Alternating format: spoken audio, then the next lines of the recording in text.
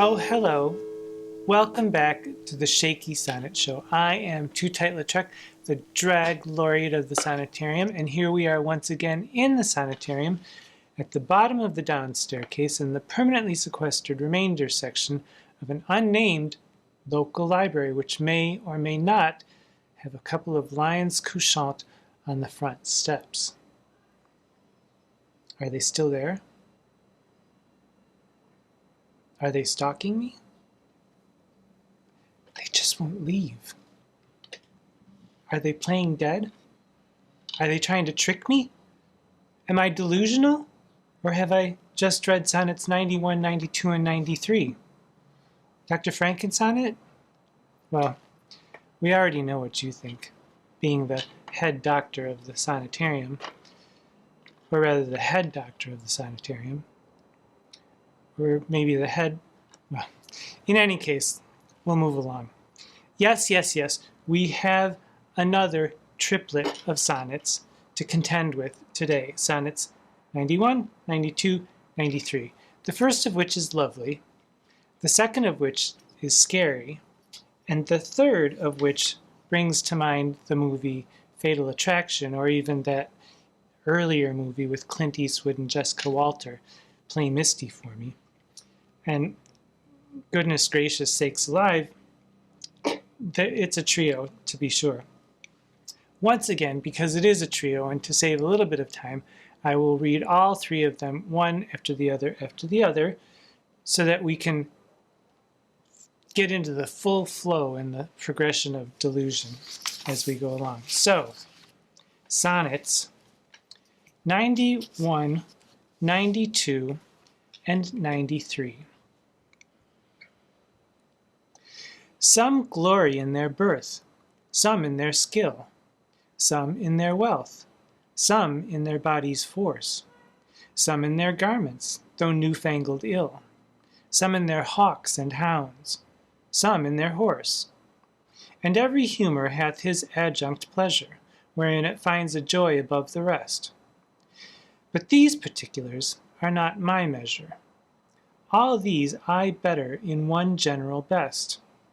Thy love is better than high birth to me, richer than wealth, prouder than garments cost, of more delight than hawks or horses be, and, having thee, of all men's pride I boast. Wretched in this alone, that thou mayst take all this away, and me most wretched make. But do thy worst to steal thyself away. For term of life thou art assured mine, and life no longer than thy love will stay, for it depends upon that love of thine. Then need I not to fear the worst of wrongs, when in the least of them my life hath end. I see a better state to me belongs than that which on thy humour doth depend. Thou canst not vex me with inconstant mind, since that my life on thy revolt doth lie.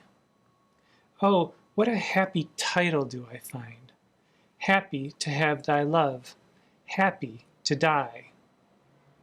But what's so blessed fair that fears no blot? Thou mayst be false, and yet I know it not. So shall I live, supposing thou art true, like a deceived husband. So love's face may still seem love to me, though altered new. Thy looks with me, thy heart in other place. For there can live no hatred in thine eye. Therefore, in that I cannot know thy change. In many's looks, the false heart's history is writ in moods and frowns and wrinkles strange. But heaven in thy creation did decree that in thy face sweet love should ever dwell. Whate'er thy thoughts or thy heart's workings be, thy looks should nothing thence but sweetness tell. How like Eve's apple doth thy beauty grow, if thy sweet virtue answer not thy show. Okay, so 91, which I said was lovely, is quite lovely. It begins very cheerily. The first 6 lines, or the sestet, all depend mostly on one verb, which is glory. And there is only one other verb in that sestet, and that is finds. And what does it find but joy? So we have glory and joy as the dominant words that govern the first part of the entire sonnet. But begins the octet, and it's the first of many. But let's go through the first quatrain. Some, this quantifying of things. Some glory in their birth, some in their skill. These are quite specific things. Some people are proud of their wealth, some people are proud of their body's force, the strength of their body, their garments, though newfangled ill, which I don't know what he could be talking about there. Some in their hawks and hounds, and some in their horses. All of their possessions, these are the things that they're proud of. And every humor hath his adjunct pleasure. Everybody's got their own thing that they really love. But these particulars, begins the octet, but these particulars are not my measure. None of those things matter a whit to me. Because all these I better in one general best. And here, the cheer just goes on and on. Better, best, better, richer, more delight. Thy love makes everything better, better, best. And everything's okay and fine and dandy. Richer than wealth, prouder than garments, more delight than hawks or horses. And then comes the couplet, which begins with wretched. Wretched, which is really quite an ugly word. Just wretched. That hard D at the end, that TCH in the middle. Wretched in this alone, that thou mayst take all this away. Mayst take all this away. Not will, not has, but may take all this away. And me, most wretched, for the second time I say wretched, me, most wretched, make with that hard K at the end. So we've got this beautiful hippy-skippy, bippity-boppity boop, better, better, best in the first three quatrains, and then we take a hard pivot to the wretched, the ugliness of wretched at the end, and our narrator, Dandy Downer, gets right down to it at the end. And where before it was all joy, joy, happy face, now we get to the nub of the matter. And it is a very nice sounding sonnet, and it does bip and bop happily along, which sets us up for that big bang at the end of the wretched, that ugly contrast at the end. And if wretched is your aim, then the setup of this bippity boppity boo to begin with is very, very well done, because it really does strike you when you get to that couplet. But then we move on to Sonnet 92, where the argument deepens. Deepens right down to the grave, I might say. It deepens. And the first word, but. Here's the second but in the trio of sonnets. But do thy worst to steal thyself away. Things start to get weird. Steal thyself away could mean to rob me of your beautiful self, but it could also mean to run away from me. And in 91, where we had the mayst in the couplet, thou mayst take all this away, it sets up, you may ruin my happiness, but there's an ever so slight possibility that the narrator may possibly still have a chance until we get to that but. But do thy worst to steal thyself away, for term of life, here we go, term of life thou art assured mine. That's not scary at all, if you're just dating someone and not committed to them. To have them tell you that you are mine for life. And life no longer can thy love, then thy love will stay, for it depends upon that love of mine. Well, I'll die if you leave me, which I suppose is okay in one sense, but it's a bit creepy with this implication of I'll kill myself if you leave. In the second quatrain, then need I not to fear the worst of wrongs. Then need I not to fear the worst of wrongs, when in the least of them my life hath end. Again, we get this reiteration of things are going to get kind of creepy and maybe I'll kill myself. I don't know. And we go from better, better, best in Sonnet 91 to worst in line 1 and in line 5 of this. Do thy worst in line 1, and then need I not fear the worst of wrongs here. And not just I'll die, but I'd rather then be dead than live without you. Boy, is all I'm saying. Get to the third quatrain.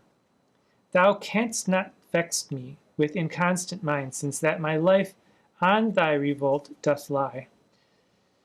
Okay. Oh, what a happy title do I find. Happy to have loved, happy to die. 3 happies in a row. Happy, happy, happy is not really so happy. Happy to die, like this maniacally laughing crazy person. Happy to live, happy to die. Exclamation point, which is also an exclamation point in the quarto. It's not even an invention of editors later on. It's an actual exclamation point. So something's going on here. And then we get to the couplet. But, the third but out of 4 in the trio of sonnets, but what's so blessed fair that fears no blot? Thou mayst be false. Here we get that mayst again. Thou mayst be fault, and yet I know it not. So maybe you're cheating on me or ready to leave me, but maybe you're not. Thou mayst be false, but does that mean in the future? Does that mean now? Does that mean chronically you've been doing me wrong like a dog? If you have, I know it not. I don't know what you're talking about. So I'll just look the other way. Okay, Cleopatra, we got the real queen of denial here. So Sonnet 93, we come from the suicide threat, I say, of Sonnet 92 to an assurance in 93 of just kidding, just kidding, no, just relax, it's okay. So shall I live, supposing thou art true. So shall I live, meaning I'm not really going to kill myself, I will live. Or, thusly, in such a way I will live. I will live, supposing thou art true. I'll live deluding myself that you're actually true to me, and so love's face may still seem love to me, though altered now, thy looks with me, thy heart in other place, may still seem love to me. This guy's going through some, he's working real hard. I'll look at you and just pretend that you love me, because the second quatrain, for there can live no hatred in thine eye. Therefore, in that I cannot know thy change. In many's looks, the false heart's history is writ in moods and frowns and wrinkles strange. Well, we know how he feels about wrinkles, but I look at you and I can't believe that you don't love me. And who hasn't had that kind of an experience where you look at the one that you love and you just can't believe that they don't love you right back until you start to believe that maybe they don't love you right back. Quatrain 2 is, you look so innocent and sweet, how could I ever doubt you, my dear, my dear? Then we get to the third quatrain, but, the final but of the trio. And this is just a reiteration of the second quatrain, a complimentary praising of the beloved's honest-looking face, undercut by the possible accusation of treachery. So, finally, the couplet. How like Eve's apple doth thy beauty grow, if thy sweet virtue answer not thy show. If. So Eve's apple. If you wish to indulge in something, some sexual thoughts here, then be my guest, but of course I would never think of anything like that.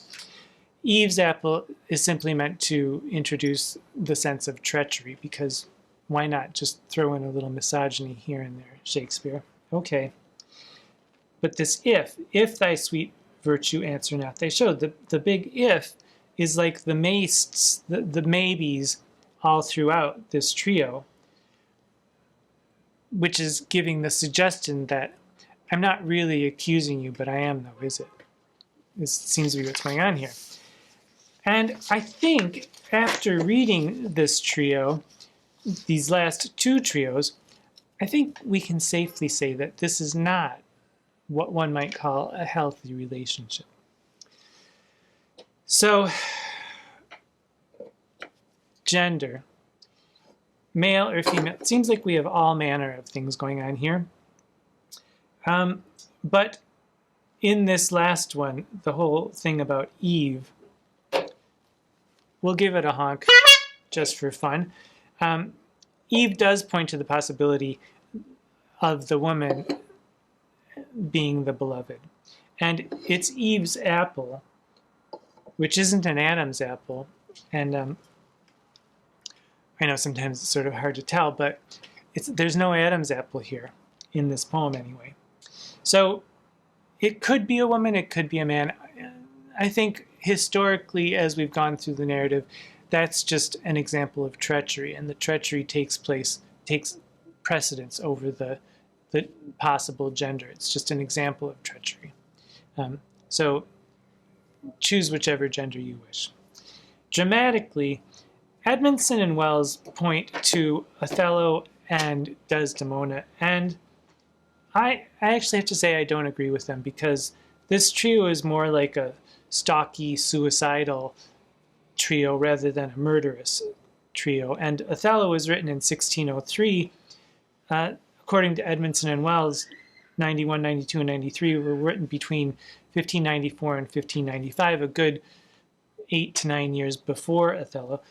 But in any case, it shows that Shakespeare was able to delve into the sea of emotions between a cheating lover and a leaving lover and a jealous lover.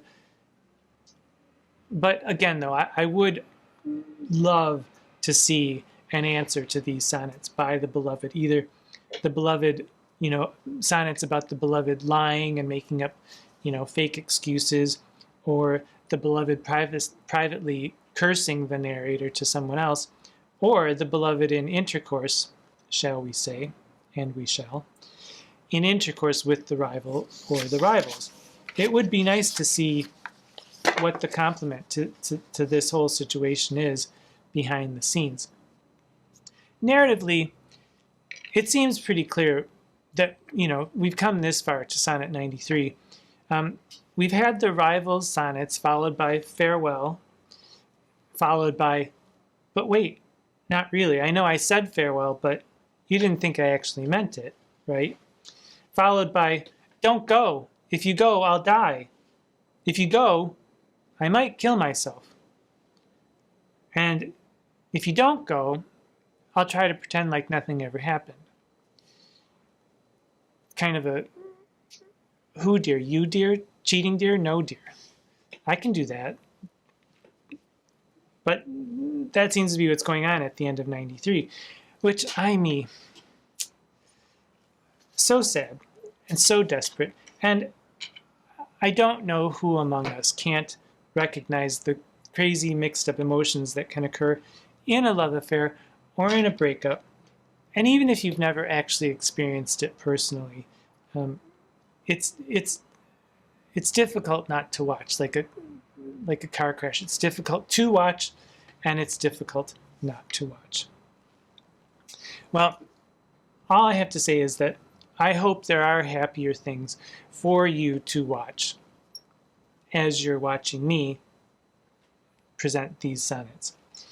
The world is a crazy place, and yet I contend there is still wonder among all the craziness.